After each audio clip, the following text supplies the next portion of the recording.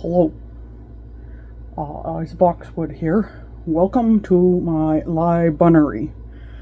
I am your Libraribun, and you will find quite the selection of wonderful library books here. Libunary books. Please make sure you return your books by the due date. You have 1 month in which to read them. Do not make me come and collect late books. I'm serious about that. Okay. You may now enter the Libunary. Everything is filed by the Dewey Bunnable system. If you have any questions, come and ask me. But don't bother me when I am sleeping. Again, serious about that. Okay? Good.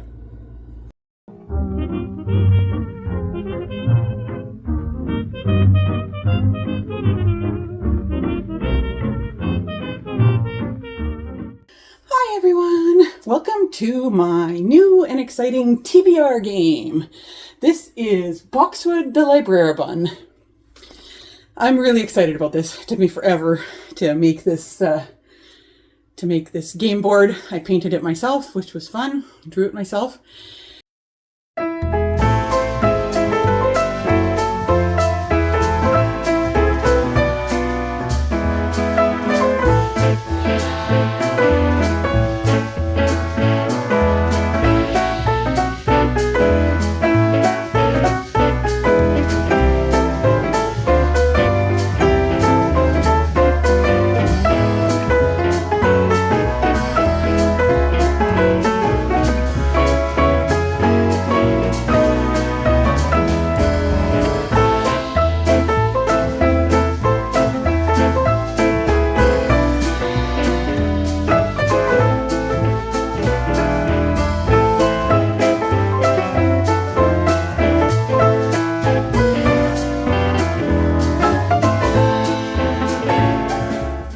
And I am very excited to try this new TBR game.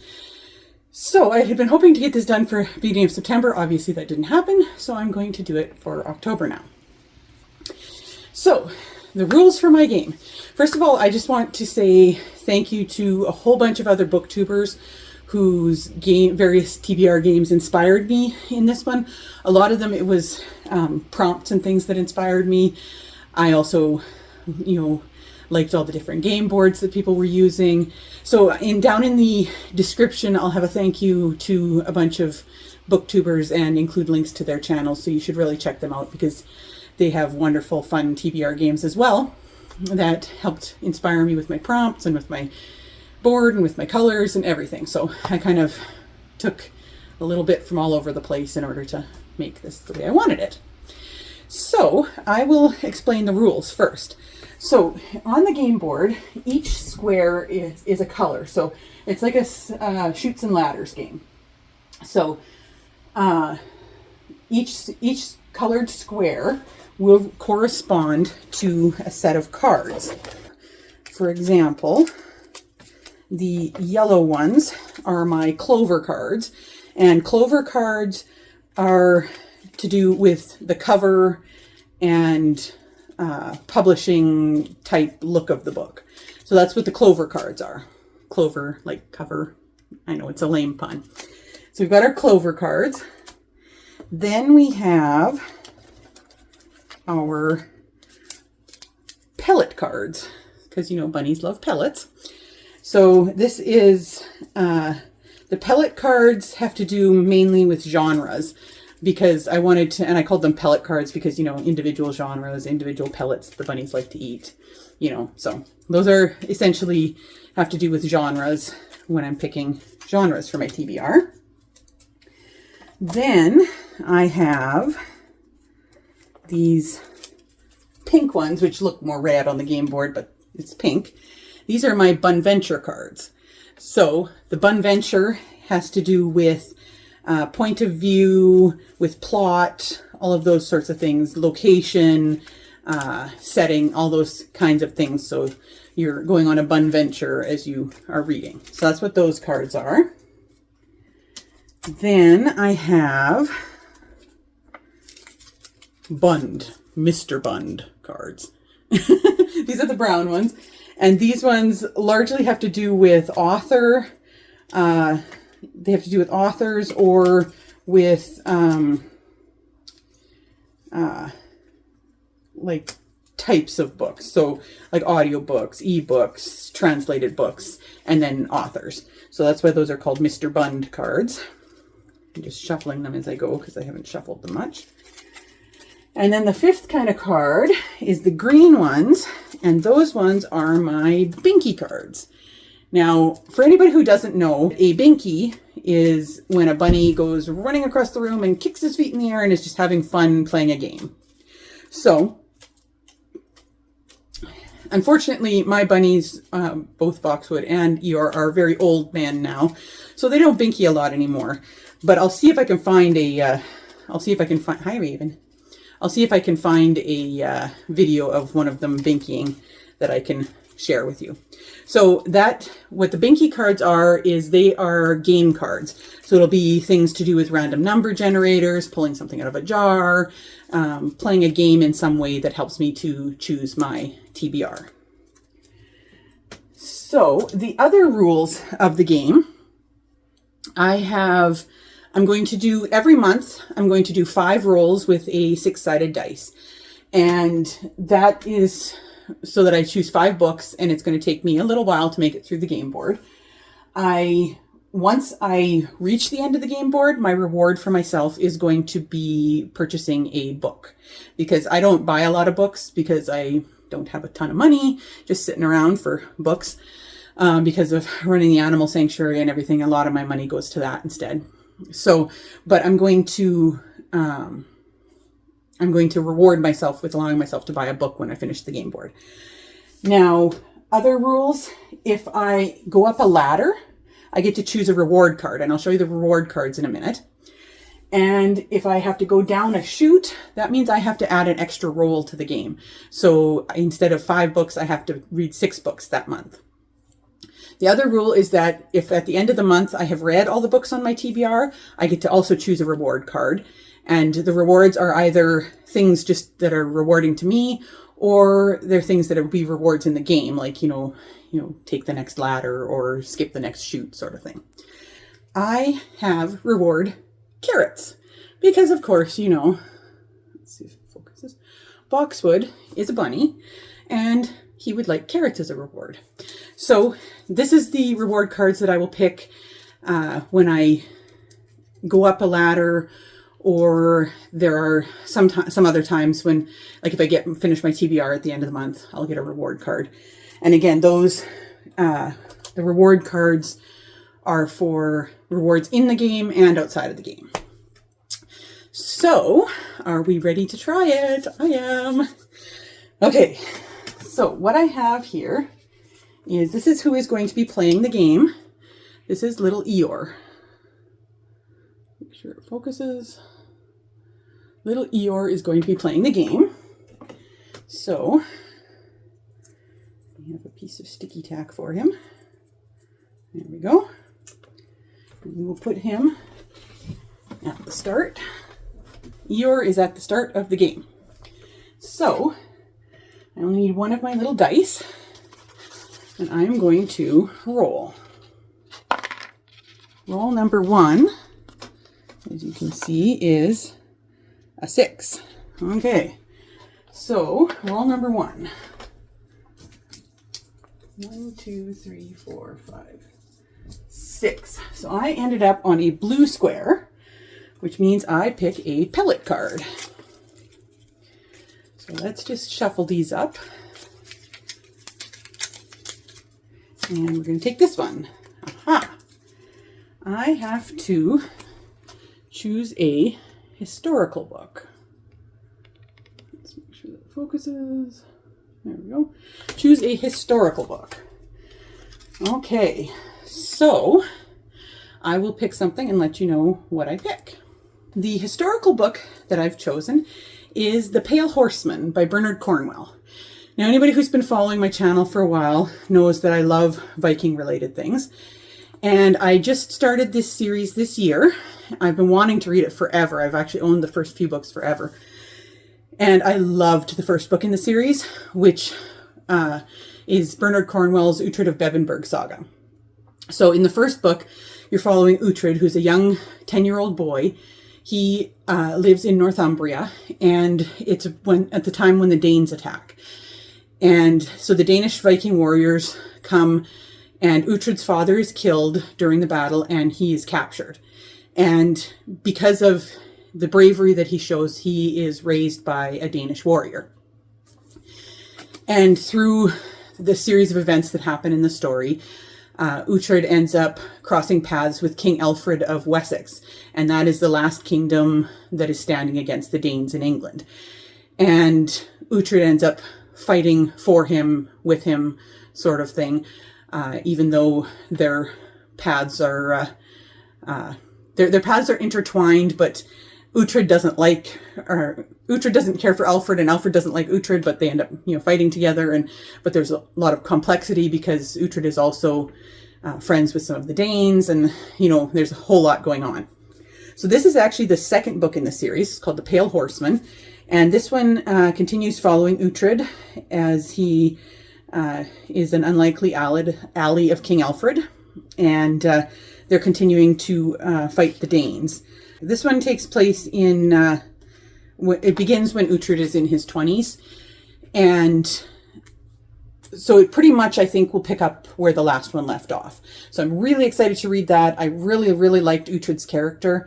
And Bernard Cornwell's writing was just excellent. It was really, really easy to read and very, very good. So looking forward to reading that one. So that'll be my historical.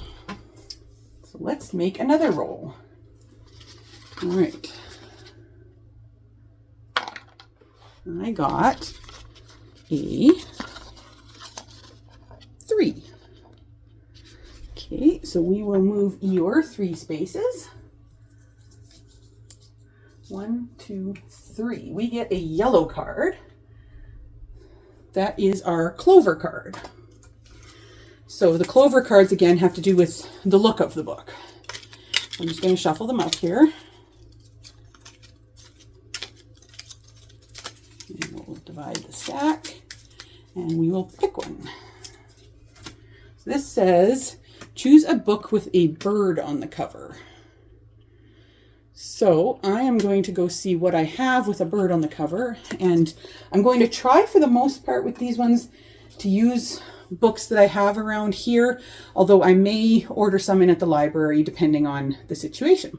So I will go see if I can find a book with a bird on the cover. For a book with a bird on the cover, I chose this one, which I picked up at a used bookstore not that long ago. And it is called When the Going Gets Tough, Still More Adventures from a Country Vet by Dr. David Perrin. And I was thinking, one of the reasons why I chose this one, as opposed to, I had some thrillers and stuff that had birds on the cover, is because I'm going to be reading a lot of thrillers this month. I have, I'm have coming up a haunted house vlog that I'm going to be doing. So I'm reading a lot of thrillers, a lot of that kind of book this month. So I thought having just something light and fun and funny would be a good idea. And as of course you can see, there's a bird on the cover. So this series, it follows a Canadian vet, Dr. David Perrin, and it's his adventures as a veterinarian in the backwoods of southeastern British Columbia. So when I was young, I used to love reading like the James Herriot vet books. He was a vet in England, and I used to just love reading his books. So I'm really looking forward to this one because I love stories about animals, and especially humorous stories to do with veterinary care and the different interesting things they get called out to. So looking forward to that one. Roll number 3. That is, oh, we got a 6 again. So far we're making some big strides. So let's see. 1, 2, 3, 4, 5, 6. Aha! We're going up our first ladder. So we're going to go up here to a yellow card, and I get to pick a reward card. So let's pick our reward first. So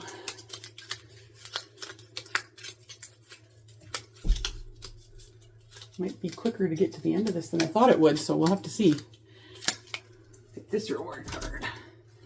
This one says, reread a favorite book instead of another role.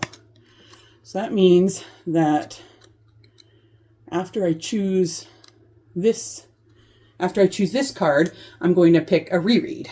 So I will pick my yellow card, which is a clover card again. So we'll shuffle these up. And we will pick a clover card. This one says, choose a hardcover. Now, actually, I have one sitting right here that I'm going to use. And that is A Corruption of Blood by Ambrose Parry. Let's see if I can get it so that the light's on it nicer. This book I have taken out from the library and I've been wanting to read, but haven't had a chance yet. This is the third book in the Raven and Fisher mystery series set in Edinburgh in the 1800s. It's Victorian era. 1850 it looks like this is going to be set in. And this series follows a young doctor named Will Raven who comes from less than stellar circumstances. He's kind of on the wrong side of the river, but he manages to put himself through medical school. And he gets a job working for Dr. Simpson, who is the man who discovered chloroform. And so, but he also is involved with some people who are, from the wrong side of the city. But he's trying to make himself a better person. In the first book, he meets Sarah Fisher, who is a housemaid for Dr. Simpson. And Sarah is a really interesting woman because she is a housemaid and she's not wealthy, but she has dreams of more. She wants to be something more than what society allows her as a woman in the 1850s.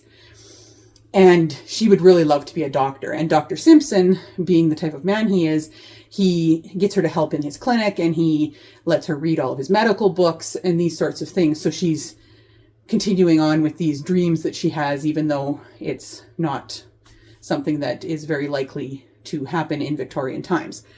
So this one here, it pretty much picks up, I believe, just shortly after the last book, which was what was the second one called? The Art of Dying. It says, he's seldom shocked by human remains, but even he's disturbed by the contents of a package that washes up at the port of Leith. Stranger still, a man that Raven has long detested is pleading for his help to escape the hangman. And then there's also Sarah's continuing story as well.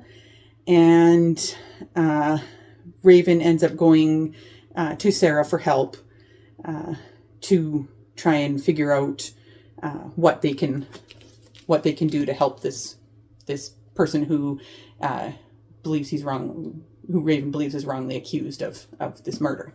So that one looks like a really fun book to read. So now, instead of picking another book, because I have my reward card here, so I'm going to get to reread a favorite book for another role. And for that one, I just happened to have this one sitting here because I'd meant to read it in September and hadn't gotten around to it. So I am going to read The Curse of the Pharaohs by Elizabeth Peters. This is an Amelia Peabody mystery. And this year I'm starting an Amelia Peabody read through. Now, I had read about the first 7 or 8 books back years ago.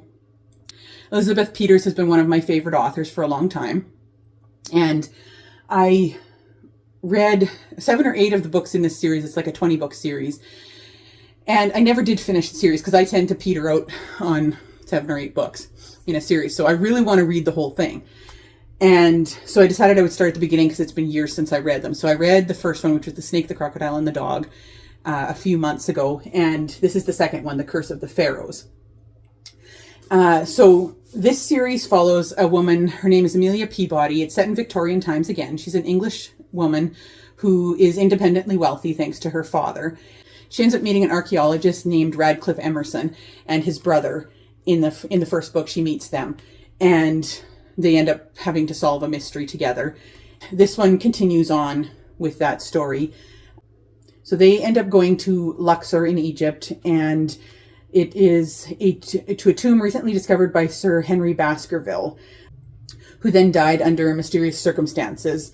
And they are going to try and help Lady Baskerville. There's a rumor of a ghost on the grounds, and now it's up to Amelia to figure out what's going on, while also they try and discover, what's the ancient Egypt side of things, the stuff they can discover out of this tomb. So these books are really fun. To me, they're really cozy reads. So one of my prompts for a challenge that I'm doing in September was to read a book in my comfort genre, and cozy mystery with some humor in it tends to be my comfort genre. So that's why I wanted to read this one. And then I just never got around to it in September because I was having a really hard time reading in September. I've really struggled in September. So I'm going to choose that one, and I'm going to give that a read, and I will let you know how I feel about it now after reading it again for the first time in about 15 years. All right, so that made up for the fourth roll. So now we're on to the fifth and final roll, unless I end up getting sent down a chute. So let's see. That is, what do you think are the chances that I got a 6 and a 3 and then a 6 and a 3? These dice are... Okay, so let's see here. Let's go 1, 2, 3. So that puts me on this brown square. Brown squares are Mr. Bund cards. So this is related to author and publisher, I think, and some things like that. So they're not really well defined, my card categories. I just kind of stuck them into whatever I wanted. So shuffling, and we'll divide them in half, take one. This is read a book by an Indigenous author. So I will see what I can find. There is actually a book of short stories that I was hoping to maybe get from the library to read, written by Indigenous authors. So I might look up that one. I'm going to just go to my library and see if I have, to my office library, and see if I have any other ones that are just, that are by Indigenous authors. Otherwise, I think I will probably try and take that one out from the library. So I will let you know which I pick. So I ended up finding one that looks really interesting that our library, well, the library doesn't have it, but I'm ordering it in at the library. And that is Moon of the Crusted Snow. It's by Waubgeshig Rice. And this is the first book in the series. The reason I found it was because I was looking up new upcoming books or books that had come out recently. And the second book in this series has just come out, which looks really interesting. So then I was like, well, let's go back and check out the first book. Now, I'm not normally a post-apocalyptic reader, but this one sounds really interesting. It's a post-apocalyptic thriller. So it's a small northern Anishinaabe community, and winter's coming, and it goes, the town goes, or the community goes dark. So the food supply starts to dwindle, and they don't know what's going on. And then it looks like an unexpected visitor arrives from the crumbling society to the south, and then soon others follow. There's a lot of tensions that rise. It says, frustrated by the building chaos, a group of young friends and their families turn to the land in the Anishinaabe tradition in hopes of helping their community thrive again. Guided through the chaos by an unlikely leader named Evan Whitesky, they endeavor to restore order while grappling with a grave decision. So that sounds really interesting. I've always been kind of, like, I'm not a big post-apocalyptic reader, but I've always been kind of interested in the idea of what it would look like in an isolated area, because so much of post-apocalyptic movies and things take place in cities. And so I've always been kind of interested in the point of view of what would it look like in an isolated community, and, you know, what they would have to deal with. So I'm really excited about reading that one. So I'm ordering that one in at the library.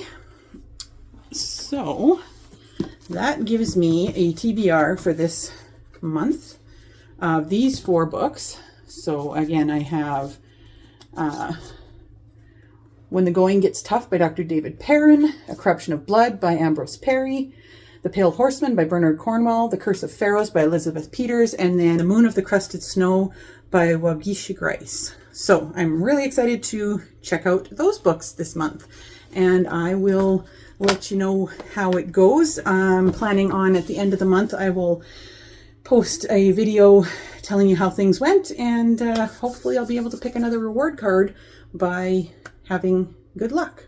So I will make a note of where little Mr. Eeyore here is sitting for the next time we go through.